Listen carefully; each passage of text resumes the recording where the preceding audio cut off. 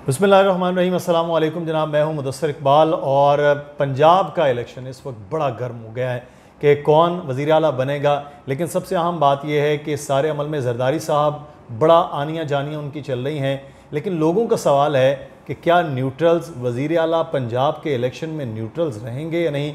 और इमरान खान साहब जो लाहौर में ख़ुद आकर बैठे हैं उसकी क्यों ज़रूरत पड़ी है जब नंबर गेम इतना ज़्यादा ज़बरदस्त था। हमारे साथ इस वक्त मौजूद हैं सदीक जान साहब, सीनियर सहाफ़ी हैं। सदीक जान सीनियर नहीं सर, अब सीनियर हो गए हैं ना। नहीं हो गए हैं। नहीं। अच्छा, मुझे ये बताएं होने क्या जा रहा है पंजाब में। ये जब चीज़ें आसान हो गई, 15 सीटें जीत ली, नंबर गेम बड़ा फ़र्क हो गया, फिर भी ये क्या हो क्या रहा है फिर? देखें, अभी जो आपने इंट्रो में एक बात की थी ना कि हम बात करेंगे इस्टेब्लिशमेंट के हवाले से कि वो कहाँ पे खड़ी है। देखें, अभी इस वक्त तक जब हम ये वीडियो रिकॉर्ड कर रहे हैं तो पीटीआई की जानिब से कोई ये क्लेम नहीं आया कि इस्टेब्लिशमेंट को बंदे तोड़ने की कोशिश कर रही है। क्योंकि इस्टेब्लिशमेंट और पीटीआई के दरमियान आपको पता ही है कि मामलात इतने आगे जा चुके हैं कि अगर किसी को कॉल आई होती है तो तहरीक इंसाफ अब तक ये कह चुकी होती है कि ये कॉल आई है, ये वो सारा कुछ। और मेरा ख्याल है कि पोलिटिकल टेम्परेचर इतना आगे चला गया हुआ है कि पाकिस्तान के लिए यही बेहतर है कि इस्टेब्लिशमेंट जो है वो वाकई न्यूट्रल रहे और कोई जो है वो मुदाखलत ना हो। बाकी जहाँ तक बात है, देखें जरदारी साहब जो है ना एक बड़ी ज़बरदस्त बात की थी, आई थिंक हबीब अकरम साहब ने जी। जब जरदारी साहब ने कहा ना कि अगली हुकूमत हम बनाएंगे, तो उन्होंने कहा था हबीब अकरम साहब ने कहा जो ब्रोकर होता है ना उसको नहीं, लफ्ज़ ब्रोकर था या कोई इस्तेमाल किया था, ये मैं इस्तेमाल कर रहा हूँ, इस तरह का लफ्ज़ था या यही शायद था। उन्होंने कहा उसको जो है वो नया टास्क तो मिलता है, नई नौकरी तो मिलती है, उसको हुकूमत नहीं मिलती, उसको इक़्तिदार नहीं मिलता। अच्छा, ठीक है। इसमें कोई शक नहीं है कि जरदारी साहब ने ये जो बड़ा कहा जाता है ना एक जरदारी साहब पे भारी और ये वो सारा कुछ, जरदारी साहब ने जितनी चीज़ें एग्जीक्यूट की है ना वो किसी और के बलबूते पे की हैं। जरदारी साहब की सिर्फ बस की बात नहीं थी, बलोचिस्तान की हुकूमत हो जाए, सेनेट के मामले हो जाए, बहुत सारी। जरदारी साहब बड़े ताबेदार बंदे हैं। और देखें जरदारी साहब को इस बात की समझ आ चुकी है कि अगर हुकूमत में आना है, अगर पाकिस्तान में इक़्तिदार में आना है तो इस्टेब्लिशमेंट के साथ मामलात बिल्कुल ठीक होने चाहिए। और मरीम नवाज़ साहब ने आपको पता है कि एक ट्वीट भी किया था कि बिलावल नया लेपालक है और इसको गोद ले लिया और ये वो। और फिर बिलावल ने आगे से कहा था हमारी रगों में वो खून ही नहीं है, वो गंदा खून किसी और की रगों में है, यानी इनके ख़ानदान में। इस तरह की बातें भी हुई थी, आपको याद है। अब जरदारी साहब की जो आनिया जानिया है ना, इस्टेब्लिशमेंट की मदद के बगैर ब्रेक थ्रू कोई नहीं होगा। अच्छा, तस्वुर नहीं है कि एस्टेब्लिशमेंट की मदद के बाद ब्रेक थ्रू हो जाए। तो एस्टेब्लिशमेंट की वो मदद हो सकती नहीं, ये मैं कह रहा हूँ कल रिजल्ट बताएंगे। अच्छा, अभी तक पीटीआई ने ऐसा कोई क्लेम नहीं किया। ठीक, पीटीआई ने ऐसा कोई क्लेम नहीं किया कि कोई एस्टेब्लिशमेंट मुदाखलत कर रही है, न्यूट्रल्स मुदाखलत कर रहे हैं, फौज इन्फ्लुएंस कर रही है, ऐसा को उन्होंने दावा नहीं किया। आप लबो लहजा देखिए, इमरान खान साहब का वो जो था मिस्टर एक्स मिस्टर वाई, वो वाली बात भी पीटीआई उस तरह से नहीं कर रही। अच्छा, कुछ लोग पीटीआई के कर रहे हैं एस्टेब्लिशमेंट पे, लेकिन वो अब 30% पे वो कंपेन आ गई है, जो 110 थी, बिल्कुल वो 30 पे आ गई है। कुछ लोग अभी भी ये समझते हैं कि ज़रा एस्टेब्लिशमेंट के ऊपर हम बयानबाजी करेंगे तो खान साहब ज़रा खुश होंगे, ये वो। वरना कोर कमेटी इजलास में, ये कोर कमेटी इजलास के बाद मैंने अपनी वीडियो में भी कहा था, फिर समी इब्राहिम साहब के प्रोग्राम में भी कहा था कि इस्टेब्लिशमेंट पर बरह रास्त हमलों से इमरान खान ने रोक दिया कि कोई ऐसी बात नहीं होगी। साथ उसी रात, इलेक्शन वाली रात, हमारा डिजिटल मीडिया के साथ इंटरेक्शन था इमरान खान साहब ने, जिसमें इमरान खान साहब ने कहा था मेरे दरवाजे खुले हैं, मुझसे किसी ने बात करनी है तो ठीक है। और बार बार वो कहते हैं कि एस्टेब्लिशमेंट से गलती हो गई है, उस गलती को सुधारें, इलेक्शन की तरफ जाएं, ये सारी चीज़ें। मेरी अगर आप असेसमेंट पूछें तो इस्टेब्लिशमेंट अब शायद ये करे कि हुकूमत को ये शो कराए कि हम आपके साथ करें, नून लीग के कुछ चीज़ें भी कर रहे हों उनके लिए, लेकिन वो ऊपर से होंगी, मेरी असेसमेंट है। लेकिन एक चीज़ है यहाँ पर, अब एक बंदा गायब हो गया, टर्की चला गई जी, उन पर 40 करोड़ 24 करोड़ 50 करोड़ जितने भी करोड़ का मामला है। अब इस्टेब्लिशमेंट चाह रही है नहीं चाह रही, न्यूट्रल हो गई है। सर पैसे की गेम भी तो है ना, बहुत सारे लोग पैसों की गेम में इधर उधर अगला इलेक्शन भी कुर्बान कर रहे हों। और स्पेशली ये जो रिजर्व सीट के लोग होते हैं ना, सेनेट के इलेक्शन में आपको भी पता है सबसे पहले इन्हीं के वोट बिकते रहे हैं माजी में भी। देखें, अब सूरत हाल बड़ी बदल गई है। अगर आप 17 जुलाई से पहले ही बात करते हैं ना तो मैं आपसे इत्तेफाक कर लेता। मैं कहता ठीक है यार, वो लेगा 50 करोड़, 1 अरब लेगा, 1 अरब में से 20 करोड़ लगाएगा, इलेक्शन पे इलेक्शन जीत के आ जाएगा, ऐसे 80 करोड़ बचा लेगा वो। अब ऐसा नहीं है मुदस्सिर भाई। अब जो रिज़ाइन करेगा, जो लोटा होगा, जो मुनरिफ होगा, जो पैसा लेगा, वो आखिरी पैसा होगा उसका। सियासतदान जिसने सियासत करनी है सर, ये कोई मखसूस नशिस्त वाला ये कर सकता है।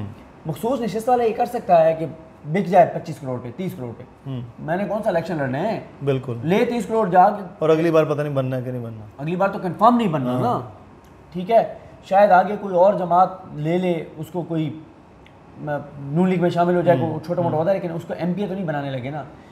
अब मैं ये बात नहीं मानता कि कोई बंदा पैसे लेके बिकेगा या जरदारी के कहने पे बिकेगा। बहुत अब हद कर लेना, 2 से 3 बंदे बिक सकते। ये तो खुफिया वोटिंग भी नहीं है ना, इसमें तो आप कुछ कर भी नहीं सकते हैं। और इसमें तो जो उधर जाएगा उसका तो वोट ही काउंट नहीं होगा। मेरा ख्याल है कि इस्टेब्लिशमेंट न्यूट्रल अगर मुकम्मल नहीं हुई तो 70% मुझे नज़र आता है कि हो गई है। सही, ये मेरी असेसमेंट है, गलत हो सकती है बिल्कुल कि वो न्यूट्रल हो गए हैं। वो भी अब चाहते हैं कि वो शो यही हुकूमत को कराएंगे, हम आपके साथ खड़े हैं, नून लीग को ये करेंगे, लेकिन वो अंदर से साथ नहीं होंगे।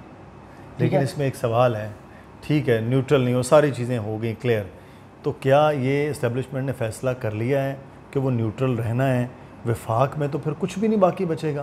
तो केपी की गवर्नमेंट पीटीआई के पास, यहाँ गवर्नमेंट पीटीआई के पास, तो एक वो छोटे सा वज़ीर आज़म रह जाएंगे, ये तो फिर मुल्क नहीं चल सके। देखें 17 जुलाई से पहले इस्टेब्लिशमेंट फंसी हुई थी, इस्टेब्लिशमेंट नून लीग के हाथों मजबूर थी।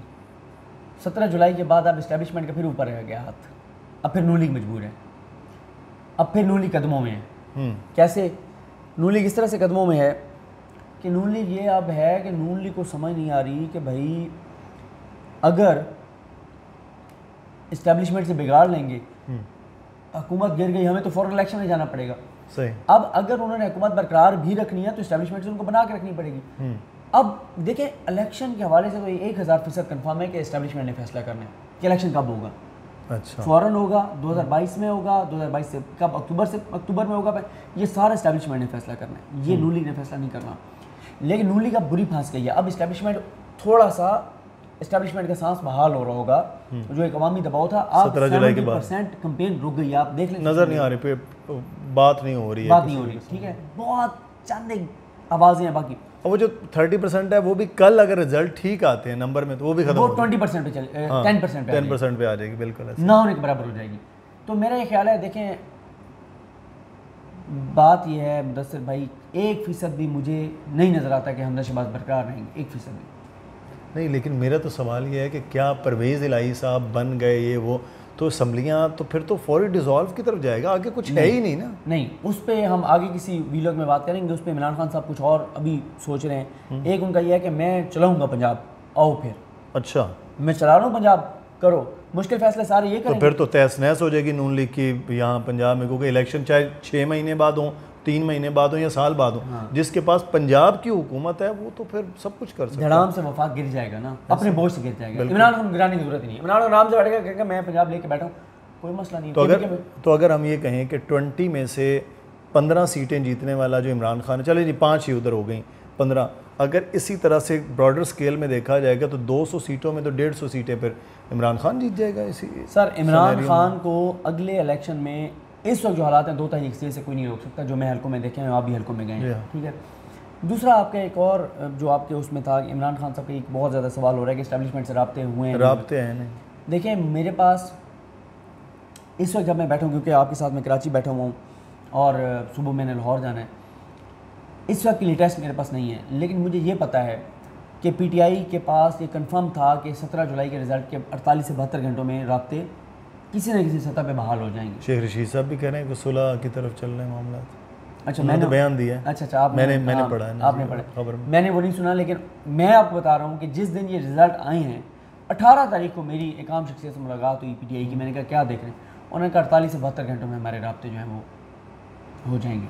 और वो राब्ते इसलिए नहीं है, तहरीक इंसाफ अब ये नहीं कह रही कि आप हमें लें, वो कह रही है आप वाकई न्यूट्रल हो जाएं। आप वो जैसे होते हैं ना, जब आपकी किसी से लड़ाई होती है और कोई और बंदा आ जाए उसके साथ, आप कहते हैं आप यार आप साइड पे हो जाएं, मेरी आपसे कोई लड़ाई नहीं है, इसको और मुझे लड़ने दें, मुझे इसकी चित्रौल करने दें, प्लीज़ आप यार साइड, मेरी आपसे कोई लड़ाई नहीं।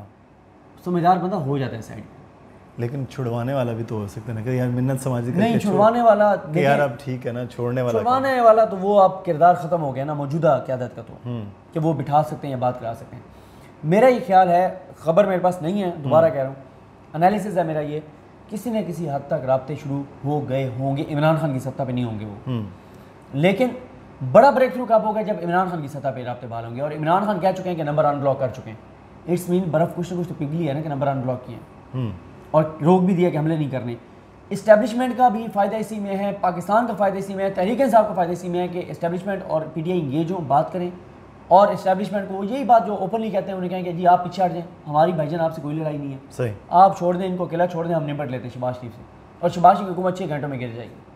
तो ये तो फिर इसका मतलब है जो आप बात कर रहे हैं कि ये फिर चीज़ें क्लियर हैं, और अगर ये रिज़ल्ट कल का होता है वैसे ही जैसा होना चाहिए जमहूरी हवालों से, फिर तो इसका मतलब है चीज़ें बहुत क्लियर, बड़ी साफ़, और अगला जो हालात हैं वो तो बड़ा क्लियर नज़र आ रहे हैं कि वो क्या होने जा रहा है। इलेक्शन 2022 में है, 2022 में है, 2022 में। ये तो आप बहुत दिनों से ये बात कर रहे हैं, जब से इलेक्शन 17 जुलाई के बाद आप ये बात कर रहे हैं। 17 जुलाई से पहले भी मैंने ये कहा था कि इलेक्शन 2022 में है, अगर हमजा जीत भी जाता तो भी इलेक्शन 2022 में थे।